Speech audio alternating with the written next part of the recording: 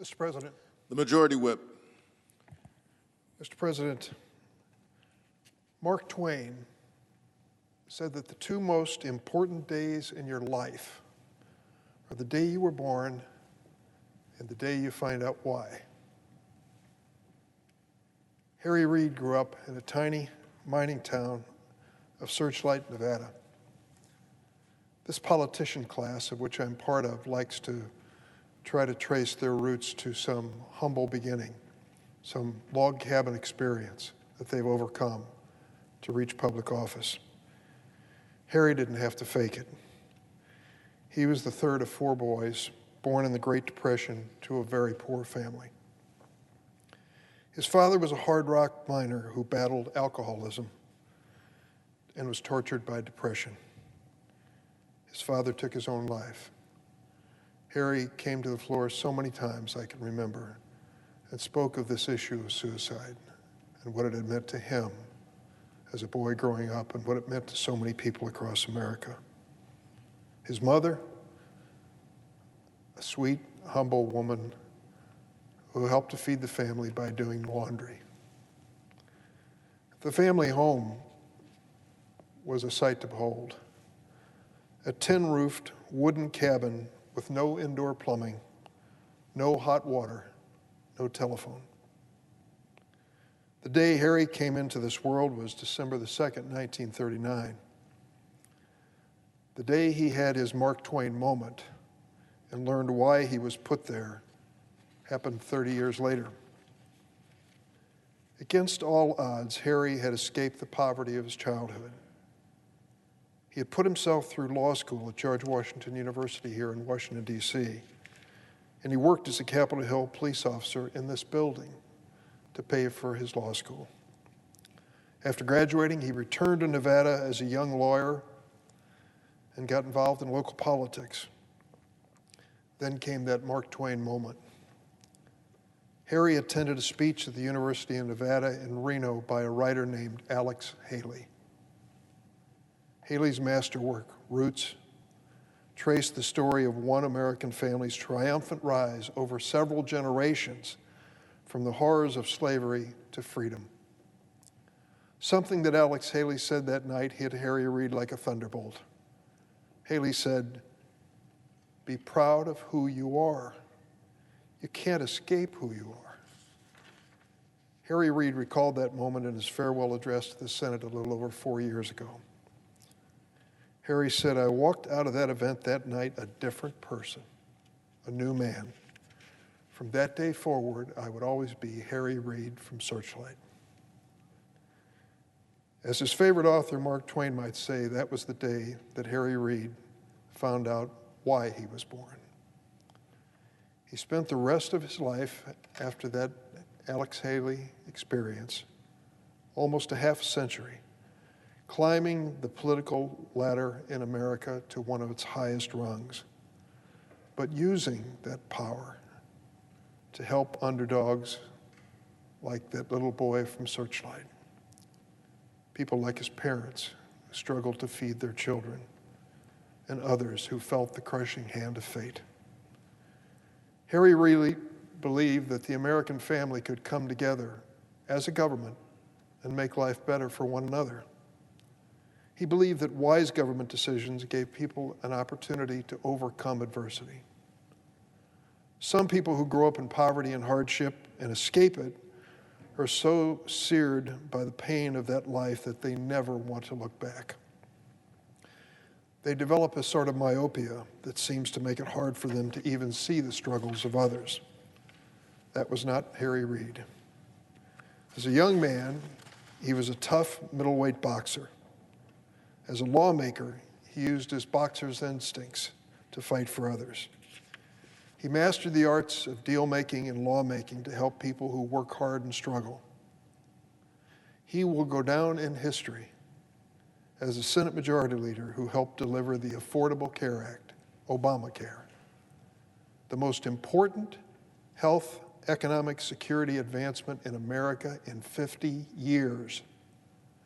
31 million Americans, 1 out of every 10, have health insurance today because of Obama's leadership and Harry Reid making it reality. His work in the Senate I witnessed personally, day by day by day. I can remember so many chapters, days when I thought it was over. There was no way.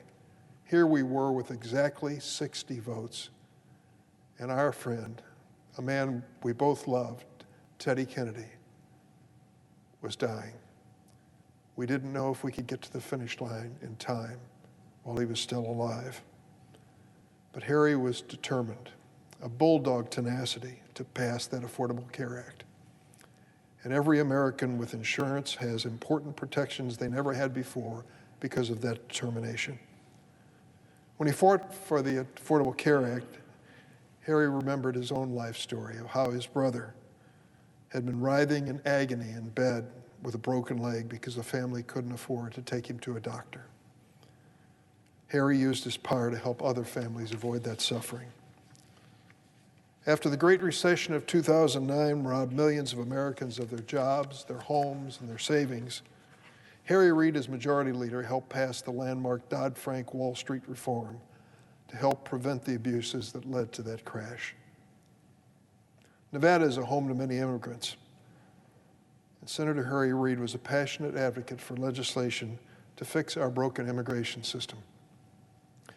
We came to the House together, elected in 1982.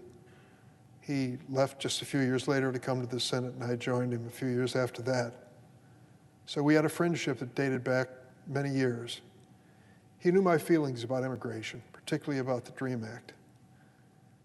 And he wasn't sure of exactly what to do until he had two moments in life. One, when his wife, Landra, talked to him about that issue and how he had to do the right thing. And the second, when he came to meet the immigrant people who were in his state of Nevada and hear their life stories. He promised me, as my friend and as his whip to his majority leadership, that he would bring the DREAM Act to the floor. He knew he had to block out the calendar to do it, and he knew the chances of success were limited, but he was determined to give me my day here on the floor of the Senate. He brought the DREAM Act to the floor of the Senate in December of 2010. We had a majority for it. It wasn't the only time we had a majority, but of course fell short of the 60-vote requirement under the filibuster. Then Harry said, "What can I do?" And I told him, "Harry, we've got to reach out to our friend and former colleague, Barack Obama. We've got to ask him to do everything in his power to use his executive office to do what we cannot accomplish because of the filibuster." And so we wrote a letter, 22 of us, Democrats, to Barack Obama, pleading with him to step in and help those wonderful young people who were just asking for a chance to be part of America's future. Harry's signature meant a lot as majority leader of the Senate. Barack Obama said he would help. He created DACA, and hundreds of thousands of these young people had their chance to be legally in America and have a chance to be part of its future. Harry Reid served in Congress longer than any Nevadan in history. He served in the Senate for 30 years. He was one of only 3 people to serve 8 years or more as Senate Majority Leader. He earned the tribute of a nation, and it will be paid to him this coming weekend and the following week when his body will lie in state in the rotunda of this Capitol that he loved. Harry was my colleague, my leader, and my friend. Had he not called me personally and asked me to consider running for whip many years ago, I probably wouldn't have done it. But I knew that if he trusted me, I could offer my candidacy to the Senate in the hopes of being elected as whip. He had so many stories to tell. Hardly a day would go by that I wouldn't be in his office. He would tell some story about growing up, about his high school buddies, about his sports experience, about his wonderful wife, Landra, about family experiences that always were colorful stories. One involved one of his brothers who got into a fight in a bar in Nevada. His brother was outnumbered and he was about to take a beating when the front door of the tavern flung open and Cousin Jeff, a big bruiser of a man, walked in and took control, saving his brother from a beating. I was proud to be called Cousin Jeff by Harry when he called me into political battle so many times to be by his side. It was always an honor. I watched him carefully when he served as both majority and minority whip. Harry was famously a man of few words, a man of extraordinary humility. He was the first to admit he wasn't much of an orator. And he would also say, his good looks didn't win him a public office. But he had a real genius in listening to people and hearing more than speaking. He listened to the voices in our caucus, across the aisle, and across America. And he managed often to find a way forward. He was a modest man. He didn't care who got the credit as long as the work was done. The only thing that Harry Reid loved as much as this Senate and the promise of America was his family. Landra is just such an extraordinary person. Harry's wife of 62 years. They started dating in high school, and Harry knew that she was the one.